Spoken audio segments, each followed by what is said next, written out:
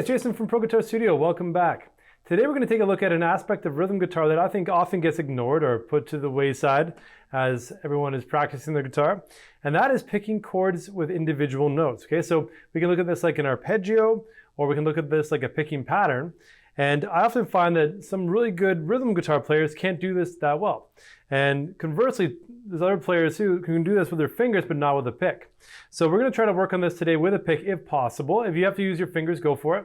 But we're going to start out with the E chord. And my pattern pretty much stays the same. We're just changing strings throughout the piece here. So on the E major chord, 2nd fret, string 5 and 4, and the 1st fret, string 3, we're going to pick string 6, 4, 3, 4, 2, 3, 4, 3.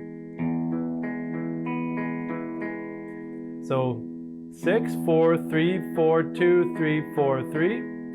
In terms of string letters, E, D, G, D, B, G, D, G.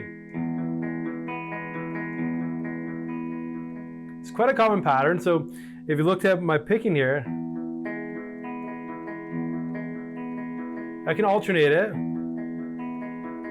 but I think the one that I tend to go for, and like I've said before, it really depends on the player and what you can comfortably do. So there are efficient ways to pick, which would mean the least amount of movement. And there are other ways too, as I'm going through things, I'll play things in a more rhythmic fashion that is not the most efficient, but it gets the job done and it helps me keep in time much better than, let's say, sweeping or raking through the strings, right? So if I go through here, down, down, and then so what I'm doing, down, down, up, down, up. Totally weird and different. For whatever reason, this works with me. So down, down, up, down, up, down, up. So that for me helps me stay in time. I can keep it going for a long time, but if I had to alternate, I can still do it, but there's a lot of inside-outside picking going on there. You could basically try to do the economy picking style, which would be down, down, down, or up. Sorry, up would be the first one. Up, down, down, up, down, up, down. Then you're always doing inside picking, right? The least amount of motion between the strings. And so that'll be up to you to figure out which pattern works the best for you. Or if you just want to do down picks to start, totally go for it. Whatever way you can get the job done, like I was saying. All right, so on the E chord, that's what I'm doing. A sus2 comes next. So 2nd fret on string 4 and 3, and the other strings are all open. I'm playing 5, 4, 3, 4, 2, 3, 4, 3. Same pattern as I did before, but we're just changing that first note to the A string instead of the E. All right, so on the E chord, I did it twice.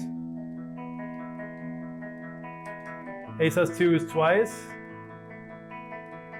We're going to go to D sus2, which is the 2nd fret on the G string, 3rd fret on the B string.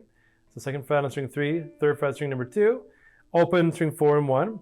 And I'm going to do the same pattern as I did for the A sus2, but we're going to bring everything down one string. So 4, 3, 2, 3, 1, 2, 3, 4. Okay, 4, 3, 2, 3, 1, 2, 3, 4. Then we go back to the A sus2 once with 5, 4, 3, 4, 2, 3, 4, 3. And then the E chord one time, or twice, sorry. So 6, 4, 3, 4, 2, 3, 4, 3. So the end part there is D sus2, A sus2, E. All right, so we did E twice, A sus2 twice, D sus2 once, A sus2 once, E twice. So my example, I repeated that twice, and then I went to a G chord, and I just used one finger, string number 6, and I repeated the pattern I did for the E chord, so 6, 4, 3, 4, 2, 3, 4, 3. So all I need is that one finger. I know you can play a G like this, but I just use that one finger because we're just picking those certain strings. Now, if you're not confident with your picking skills, I would hold the full chord just in case like you hit the 5th string instead. I just do this because I'm comfortable enough that I know I'm not going to hit that 5th string, or if I do, I'm muting it anyways. So G chord once, and then we're going to do A. So A is going to be a 2nd fret string number 2, 3, and 4. And I'm going to do the same pattern I did for A sus2. So and then the E chord pattern twice. Okay, so G, A, E. And then just to change it up a bit, I did G, A, and then for the E chord, I did it all the same in terms of the picking, but I brought the treble strings down one. So I went 6, 3, 2, 3, 1, 2, 3, 2. That's to give contrast. So the first time,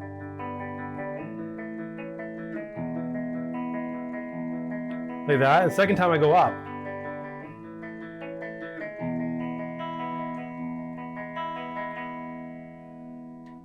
So that can make a really big difference when you're writing a piece to change, have a variety of ways to play things. So like the first time you might do it low, second time do it high. And those kind of variations are what makes things interesting, right? So I do that basically. So ones, low, again high,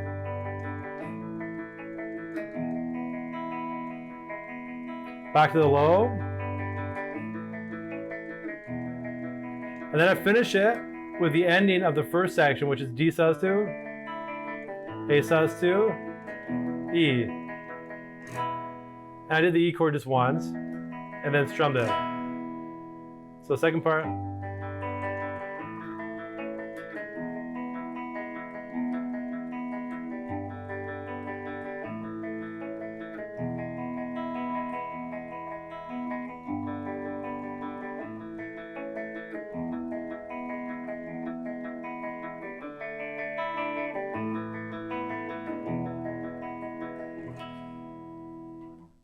So there you go, a lot of moving parts there. I would just start out slowly, get the picking pattern down on one chord and move on as you can. If you only want to do one part, that's totally fine too. So you don't have to do both sections like I did there. I just like to provide a variety of ways to practice this stuff. But this pattern is great. So as you work on it with your pick, find which picking pattern works best for you that helps you keep in time. That's the biggest thing. So what way can you keep it in time and on time, I should say. And if you want to work with a metronome, I think I had this one at, I think it was about 65. It could be a little faster, but around there. So try that out. And if you have any questions, please let me know. Let me know in the comments below. If you like this video, give me a thumbs up, subscribe for more videos like this each week. And again, this is something that I think every rhythm guitar player should be good at, to be a good rhythm guitar player. So to balance out your strumming, like you want to be able to pick individual notes. All right, have a good one. See you soon.